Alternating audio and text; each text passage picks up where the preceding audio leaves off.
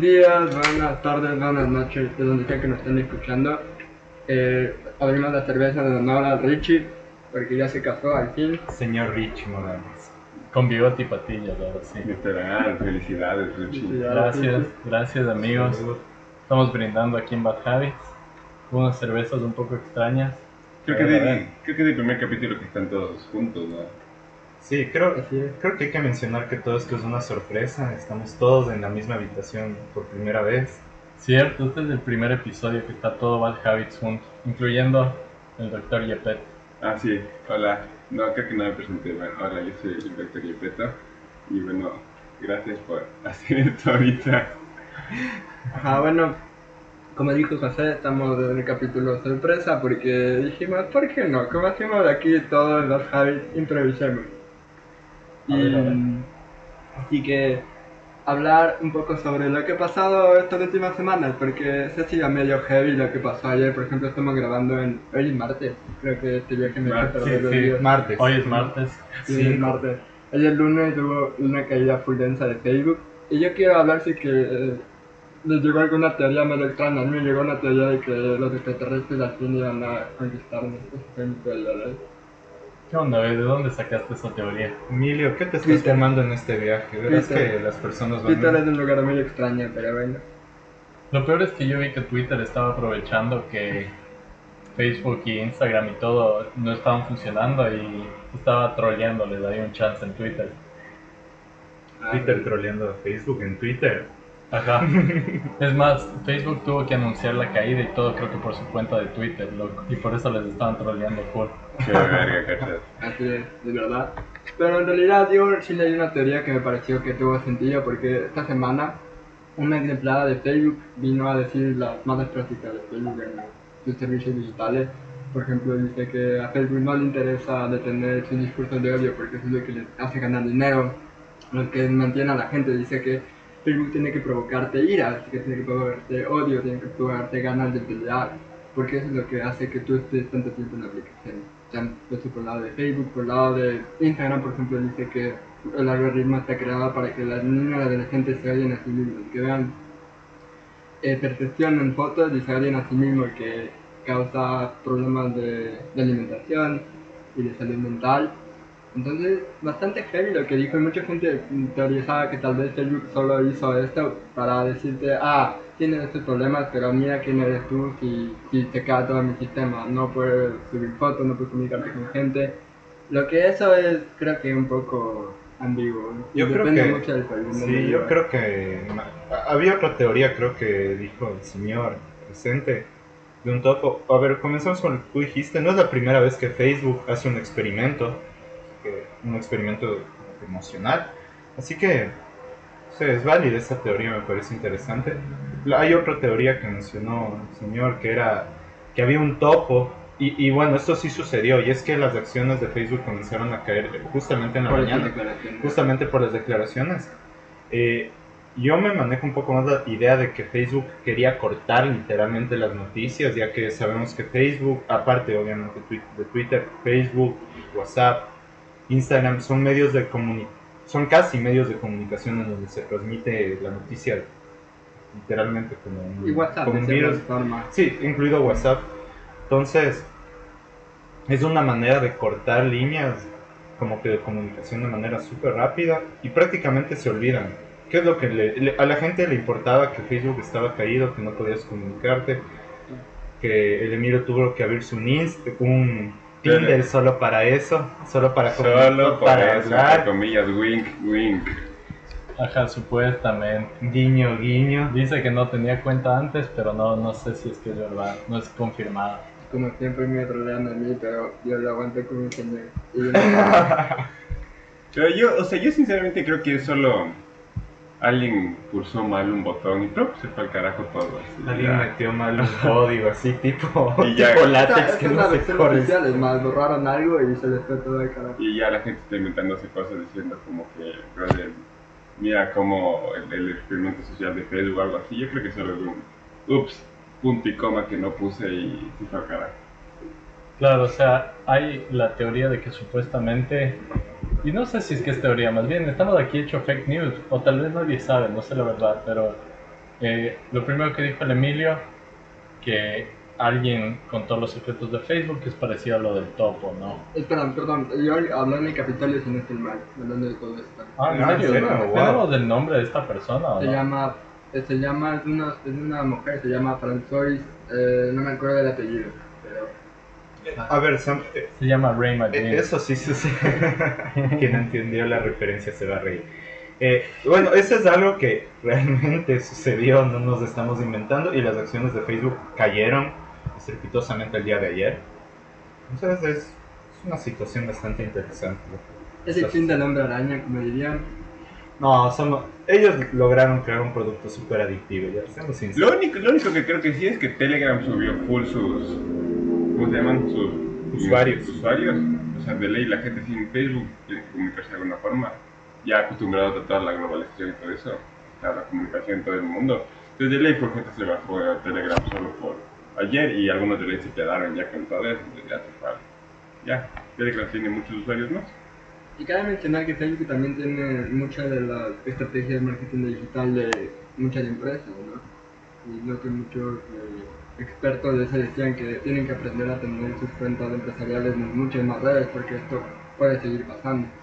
Y tú pierdes dinero también porque tienes publicidad ahí que no funciona y demás. De hecho, por eso les recuerdo que nos pueden seguir en Spotify y YouTube. Solo por si acaso. Spam. Solo por si acaso Facebook no funciona ese día. Ajá, es verdad, nosotros no podemos hacer los mismos errores que hizo Mark Zuckerberg. Y sí, lo que tú decías es verdad, Emilio, esto es el error que más le ha costado al man en cuestión de acciones, si no me equivoco. Sí, creo que Facebook perdió, si no estoy mal, 7 mil millones de dólares. O sea, Zuckerberg perdió 7 mil millones de dólares solo ayer, solo con la caída. Igual le sobran, ¿no? Ajá. ¿Qué importa? Es un día de trabajo menos. Hombre, con esos 7 mil millones de dólares limpia el trasero. Es verdad. Se ducha, quién sabe. Y bueno, ahora hablar de Ecuador, que nos fuimos y se fue al carajo en cosa de 2 semanas. Creo que Lazo, como dijeron algunos de nuestros seguidores, estábamos esperando que nos fuéramos para que no le critiquen por nada, pero aquí estamos, para criticarle a Guillermo Lazo. Es verdad, Lazo sin sus mayores críticos, Bad Habits, se desató, weón. Y el Sí. país está cayendo en pedazos. Ahora, ¿por dónde comenzamos? ¿Ley laboral o cárcel? Yo solo quiero una cosa. Sus seguidores, ¿qué seguidores? Exactamente, ¿quién dijo eso? Nicolás Rodríguez fue una de las personas que dijo. Ah, ok. Ajá. Caigan. Ahora sí, yo creo que la ley laboral es más importante. Nicolás Rodríguez es nuestro reportero de Bad Habits por el momento, cuando estamos de Es vacaciones. nuestro delegado de Ecuador. Ajá. Él solo escribió, dijo, se fue toda la mierda, dijo, bueno, creo que hay que comenzar a hablar, hay que sacar un capítulo. Informando desde Mindo. Tengo que ser honesto, no he leído toda la ley laboral, he leído algunas cositas, por ejemplo que la jornada mínima iba a ser de 12 horas, ahora la máxima. La máxima va a ser de 12 horas y debes cumplir 40 horas semanales. O sea, no importa si es que cumples los... Ah, y creo que era, eso sí, mínimo tienes que trabajar 5 días. O sea, es algo bastante peculiar, o era 4 días. Punto en que pueden hacerte trabajar 4 horas hasta cumplir 10 horas de trabajo cada día.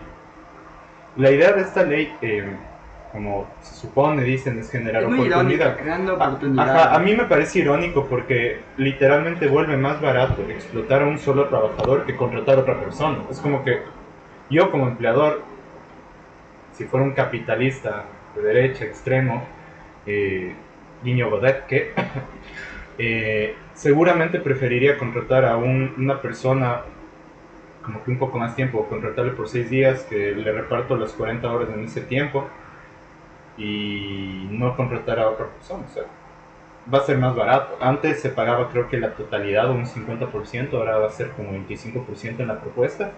Entonces, ¿para qué voy a contratar a otra persona? Y lo mismo se aplica con las horas extra. Wow. ¿Me estás diciendo que hay como explotar a la gente en un menor tiempo y así sacar más fuerza de trabajo? ¿Dónde he leído esto antes? Fernán, ¿me puedes pasar ese librito que está allá? Creo que se llama Capital Volumen 1. Está en la esquina de abajo del librero. No, el otro librero. El librero marxista, por favor. Mis libreros. Hemos llegado al punto donde el episodio se vuelve a leer todo capital desde el principio al fin. Hasta que el Ricky encuentre esa parte, no Prólogo. sé. Prólogo, no, cacho. Hasta que el Ricky encuentre la cita textual que está buscando precisa. No sé, Emilio, ¿tú qué opinas? Como futuro empleado de, no sé, la posta, tal vez. Ah, Por favor, Ay, no, ya. no llame de diablo. Oye, qué insulto, amigo. grosero están aquí, No ningún como que insulto a los colegas que trabajan en la posta, pero nunca trabajaría para Anderson Boscani y Luis Eduardo Blanco. No tengo nada contra ustedes, pero no son periodistas. Yo digo, como que en el fondo de... Y yo, o sea, no sé, o sea, yo por una larga historia que no voy a contar aquí, no voy a contar por nunca, no puedo ser un empleado, por así decirlo, porque yo un poco me diría. Pero sí me asusta alguna de estas medidas, porque en un futuro me podrían atestar a mí si es que decidiera trabajar, porque a la final las minorías son las que No, o terminan sea, atestando. tenemos familia, amigos que les van a ser afectados con estos cambios que... Claro, obviamente. Yo tengo una pregunta. ¿Alguien sabe si es que esta ley es, no sé si es retroactiva? O sea, creo que, porque uno de los temas era, creo que querían eliminar la jubilación Sí, patronal. Y no sé si es que pues, alguien que ya haya trabajado sus 25 años en una empresa o lo que sea, ya no va a recibir si que se aprueba esto. La verdad no tengo idea de ese tema, que si funciona. Casi nunca las leyes son retroactivas, o sea, En fuera... Ecuador eso no funciona tampoco. Yo he visto muchos casos que les despiden antes de que cumplan ese tiempo, por ejemplo. O sea, claro, y Claro, obvio- pero si sí, cumpliste ese tiempo. también está el tema de el tiempo que tú debes trabajar mínimo, que eso también me parece como que un poco, a ver, sinceramente se da más que nada para la interpretación el tema del tiempo, que tu tiempo de prueba no son como que los 3 meses como normalmente era, sino 4 años para que tú recibas una indemnización real.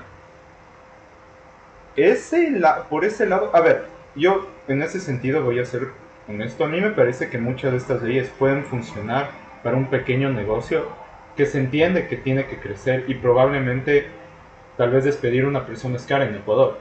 Es entendible, probablemente si es un negocio que comenzó con un capital de $1000 y tienes crecer en 5 años, se va a complicar mucho probablemente el contratar y despedir a una persona.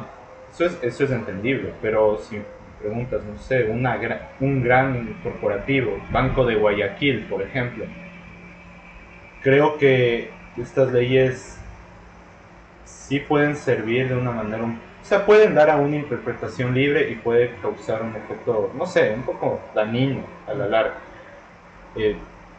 Lo que sí me parece súper interesante es que, no me acuerdo dónde leí, pero había leído que muchas personas afines a Lazo le habían dicho que este tipo de acciones les parecían insuficientes en el lado laboral y emprendimiento del país, y como que, ¿qué más quieres? O sea, Es que los asesores de Lazo y la gente que sigue a Lazo son libertarios. Los libertarios piensan que el mundo es piensan en un mundo que no existe. Sí, no es la primera vez que atacamos libertarios, pero es la verdad. Piensen ustedes en un mundo que no existe, seguramente. En un mundo donde va a generarse, no sé, empleo porque dejaron de pagar más, no sé. O sea, esas ideas tan raras de que el hecho de que el salario mínimo baje ya va a generar hizo que automáticamente había una más empleo. promesa que le iba a subir a 500. No sé, Sí, aparte. pero se está flexibilizando. O sea, tal vez alguien que... Es que esta es una movida muy, muy clásica. Y aquí con el doctor Yepeto ya hemos hablado de lo que representan los números y los porcentajes, lo fácil que es manipular. Y esta es una medida básicamente para transformar empleo informal en empleo formal. Es simplemente una forma de maquillar los números y decir, hemos generado tanto porcentaje de empleo. Ojo, eso no significa que necesariamente el empleo formal que se genera sea significativamente mejor que el empleo informal. Exacto. O sea, eso está, supongo, por verse un chance.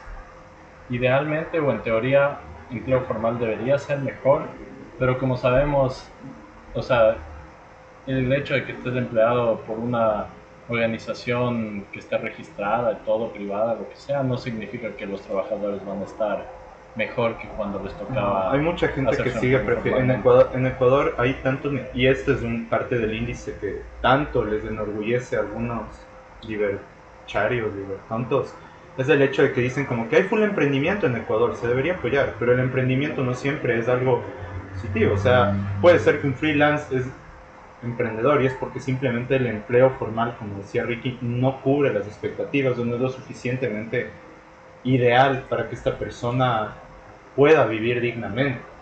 Entonces, como que hay que tomar en cuenta tal vez bastantes aspectos dentro de lo que es empleo formal. Tal vez creo que pudiéramos hacer una diferencia entre empleo digno y dentro del mismo empleo formal nos va a tocar hacer una diferencia entre lo que es un empleo digno, un empleo... Indigno. o sea, Siempre indigno, nunca indigno. Y para este segmento del podcast vamos a traer a un trabajador ecuatoriano que ha vivido en carne propia el trabajo formal, informal y demás allá. No sé si desea permanecer en anonimidad o no. No, está bien, puedo revelar mi identidad. A ver, se va a acercar un poco. Ponte aquí así entre ellos. Y ahí, Y ahí habla normal, así. Hay como esta distancia, a ver. Listo, ¿qué quisieran saber? ¿Cuál es el primer tema que quisieran tratar con respecto al trabajo en el Ecuador? A ver, en tu experiencia, tú trabajaste recientemente de manera... ¿Era formal o era informal? Tuviste un trabajo con una compañía bien establecida, ¿no es cierto? Tuve un trabajo con una compañía bastante establecida, es un restaurante que tiene en el momento 3 sucursales en ubicaciones tan significativas como lo es la Avenida República del Salvador, centro de Cumbayá y Brasil y Zamora. 3 polos gastronómicos de la ciudad. Un restaurante así, y bueno, ¿qué es lo que se... ¿Qué es lo que se puede vivir en un restaurante de este tipo? Para empezar, empiezas en periodos donde no hay un contrato, donde siempre te dicen, bueno, vamos a empezar un periodo de prueba. Arrancas un periodo de prueba en el que no tienes ninguna certeza en la que te van a pagar o en la que no te van a pagar.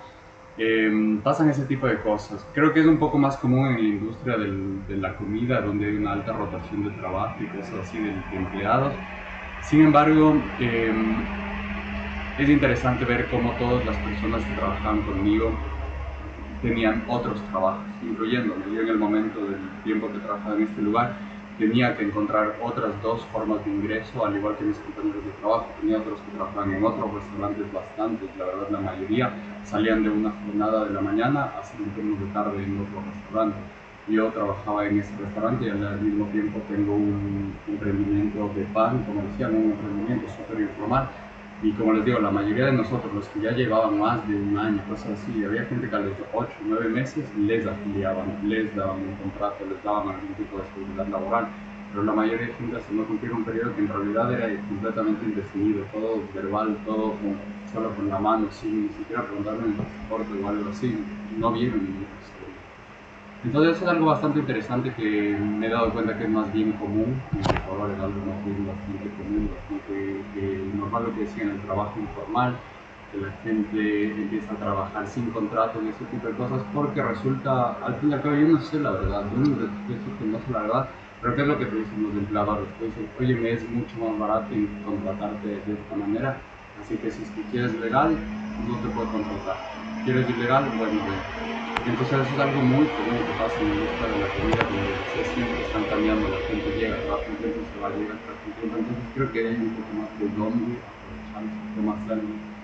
Pero eso es lo más común que hay, eso ha sido mi experiencia a grandes rasgos en este campo del que estamos hablando.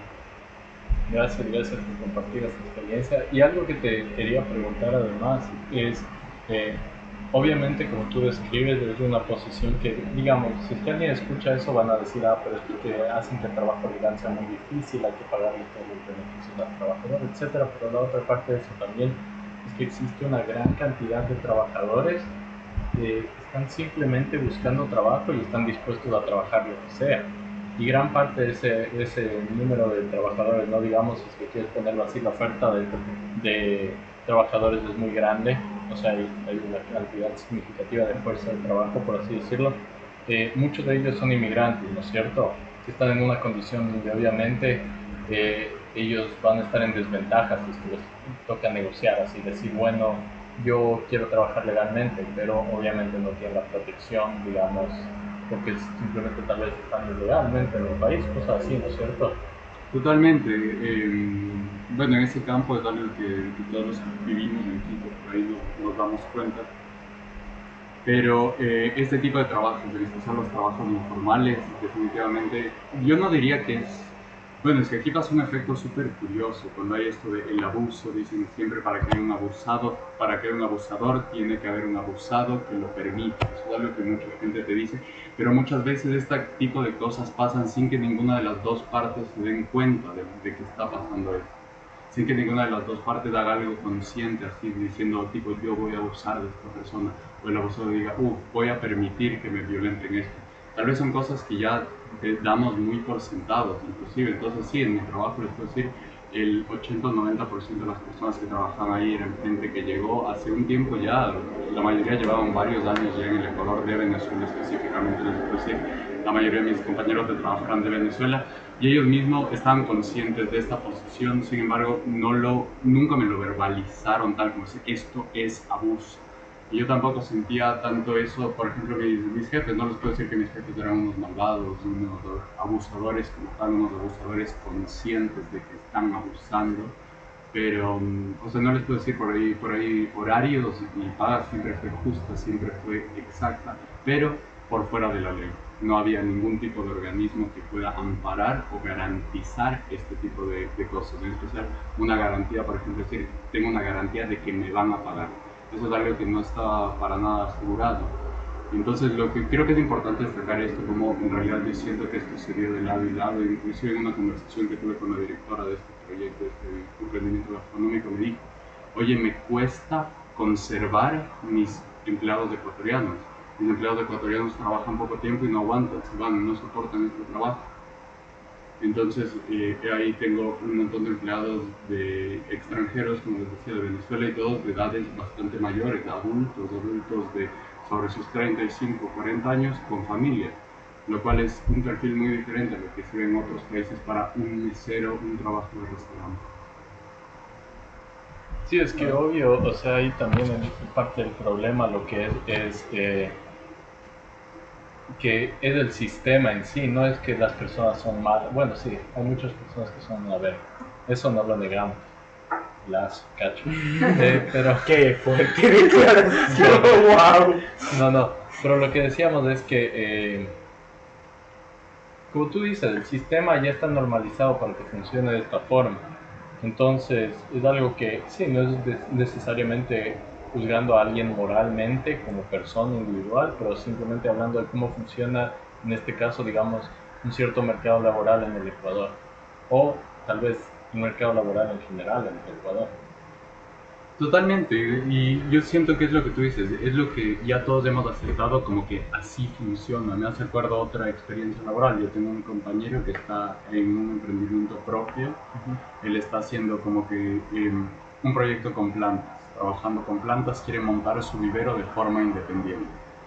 Y bueno, hablando con alguien un poco más añejo en la industria, una persona que ya ha trabajado hace más de 10 años en esto, va y le dice literalmente, oye, estoy harto de la ilegalidad, estoy harto de trabajar sin un contrato, de no saber, de no tener ninguna garantía legal. Y él le responde con toda la naturalidad, lo que decimos está completamente naturalizado en el Ecuador, como el subempleo es a lo que tú vas a estar acostumbrado. O sea, estos 10 años desde que yo me gradué de la universidad ha sido empleo ilegal y así va a ser tu vida, prepara. Eso es lo que le dijo una persona en la que nosotros teníamos como referente de hay alguien a quien mirar como un ejemplo en nuestra industria. Entonces imagínate, si las personas desde antes ya te dicen eso, acostúmbrate, que esto va a ser su empleo, va a ser el resto de tu vida. Entonces hay que ver cómo se puede llegar a cambiar eso, ver las raíces de este tipo de cosas, porque como lo dicen es algo que ya tanto el empleador como el empleado lo han dado por sentado. Por ahí sí las leyes son pautas que han formado esto, pero creo que es importante también cambiar la mentalidad del empleador y del empleado, ambos. Sí, Ganazo, muchas gracias por la intervención del Richie Jr. Si no saben, es el hermano. Anonimato. Pero sí, creo que dio en el clavo totalmente. Y así para terminar un poco el capítulo el capítulo sorpresa de la temporada 1-2 invasiva es la crisis carcelaria. Que viene un poco de la parte laboral, creo yo, porque por ejemplo muchas de las personas que están ahorita en la carcelaria, justo antes de venir acá estaban leyendo un artículo de YK y hablaba que muchas de estas personas que están encarceladas ahorita son víctimas del microtráfico de drogas. ¿Cómo llegan al microtráfico de drogas? Porque no tienen un empleo adecuado, no están en un empleo.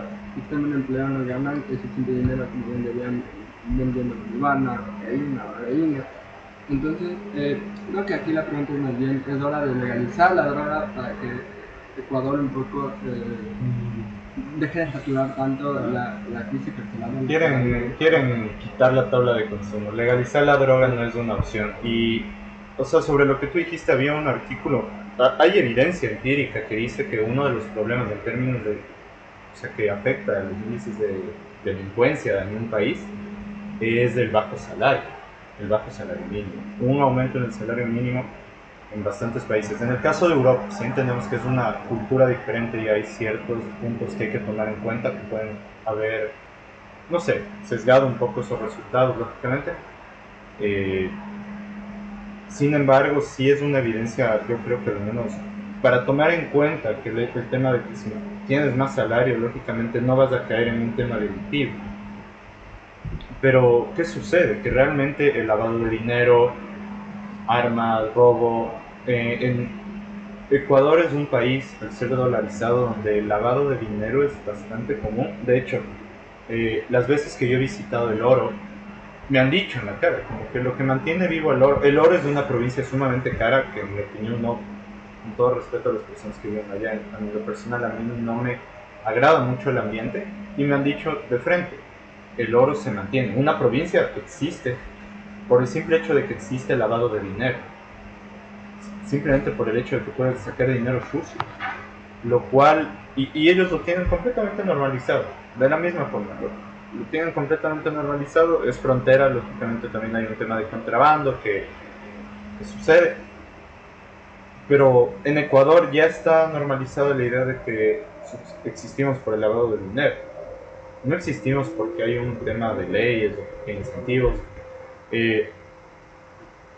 Realmente, y aquí vamos a la otra cuestión, ya acabemos de dar duros a los gases. Estaban defendiendo un matrimonio, un par de semanas después nos pusieron en la lista roja de Europa, de Canadá.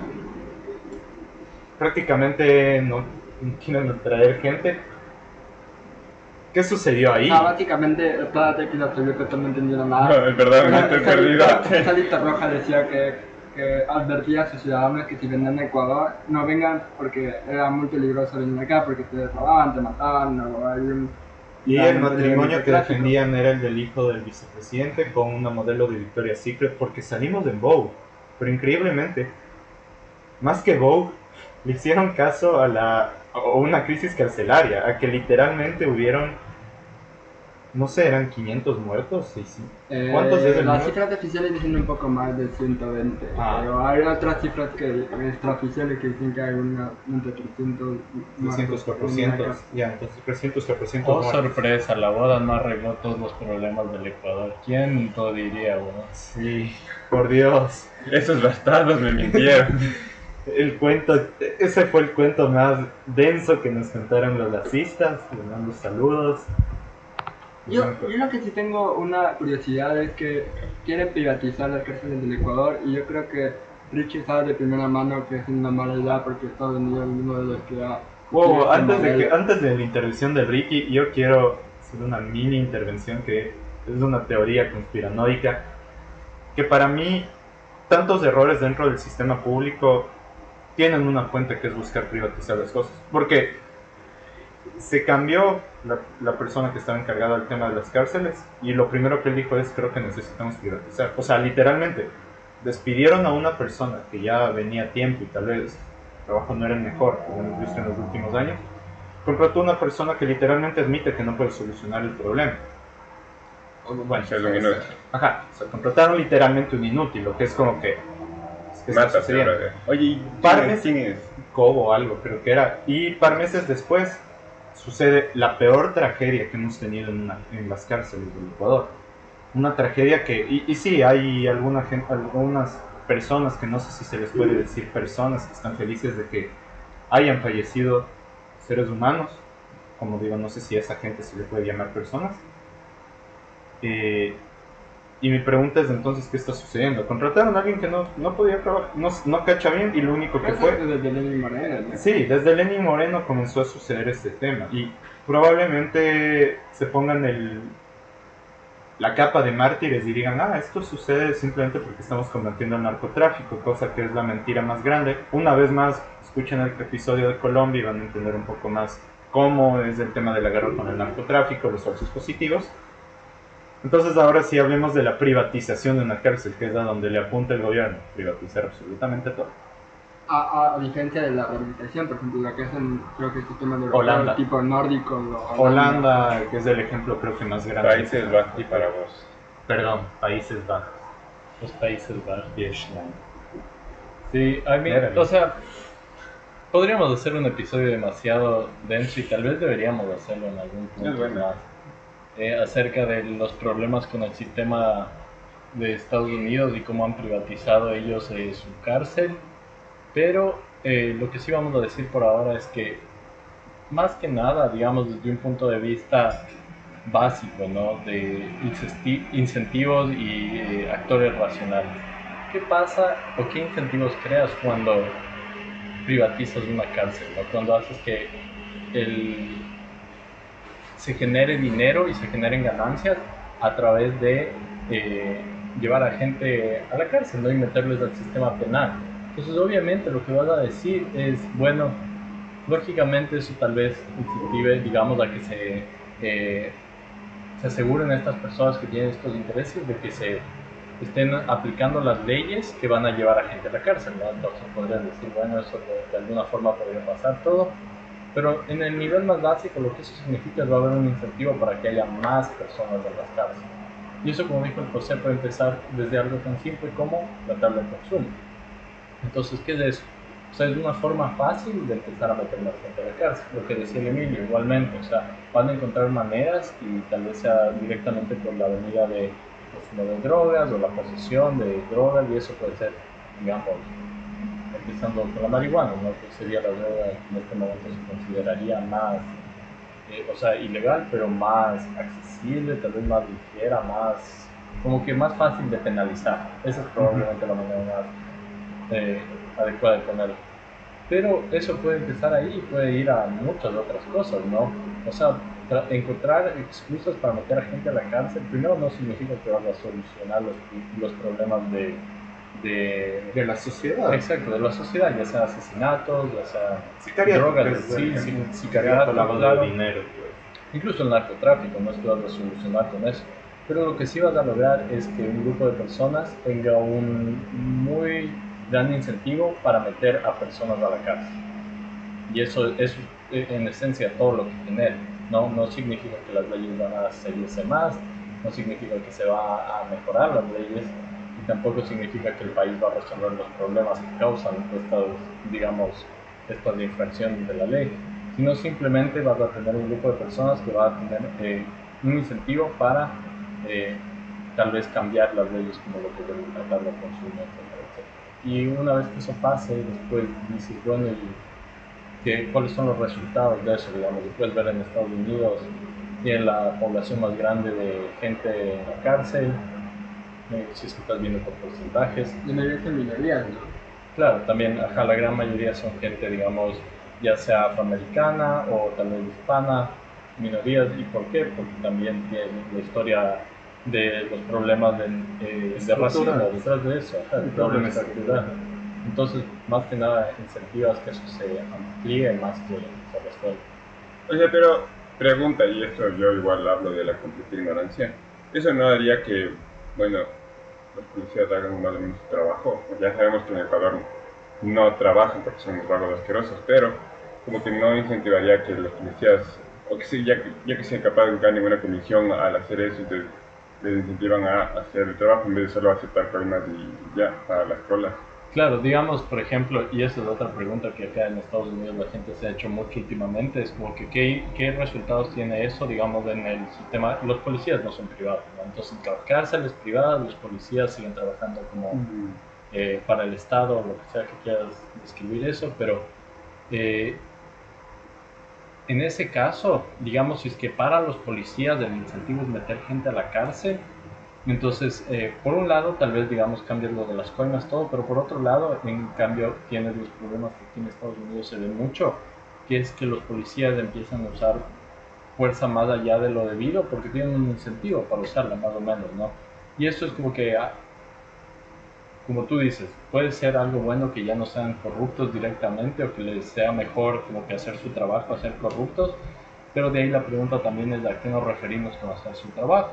Y ahí empiezas a crear estos problemas de que aumenta la brutalidad policial, los policías se vuelven esencialmente un agente para amplificar estos problemas raciales, etcétera, etcétera. Entonces no digo que necesariamente eso vaya a pasar en Ecuador como resultado de esto, pero lo que sí es que no es tan fácil como decir, le metimos plata a esto, es privado, entonces todo va a funcionar mejor como la policía, digamos.